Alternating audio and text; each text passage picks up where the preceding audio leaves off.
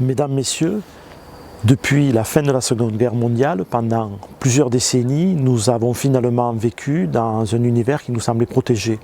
Et puis en l'espace de 3-4 ans, tout a volé en éclats.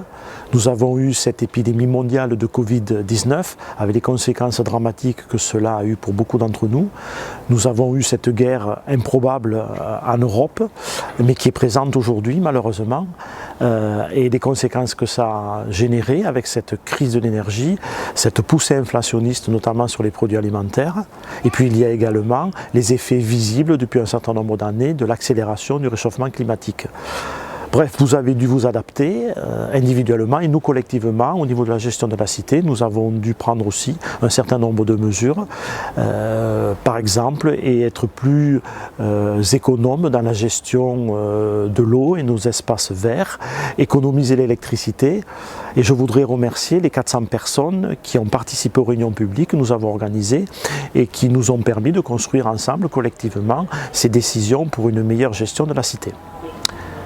2022-2023 sera une année importante pour Fumel puisque nous avons lancé en fin d'année dernière les travaux de réhabilitation de tout le quartier de l'ancienne gare, tout le quartier du Passage jusqu'au centre-ville. C'est un chantier qui va durer sur plusieurs années, comme le chantier précédent de l'avenue de l'Usine qui je pense a eu un réel succès en termes d'esthétique mais aussi en termes de redynamisation économique de cette artère qui était abandonnée. Donc ces travaux qui finalement auront duré plus d'une dizaine d'années, j'espère, vont redonner ce souffle économique que nous attendons pour Fumel. Je voudrais profiter aussi de ce moment pour remercier tous les gens qui nous ont aidés, car nous avons organisé au printemps dernier, vous le savez, un centre d'accueil pour les réfugiés ukrainiens.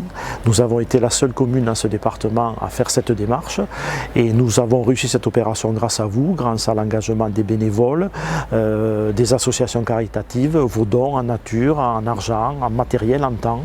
Alors un grand merci à tous. Je voudrais terminer en vous souhaitant une excellente année 2023, de bonheur, de joie, de santé, une année 2023 tournée vers les autres et notamment ceux qui vous sont chers.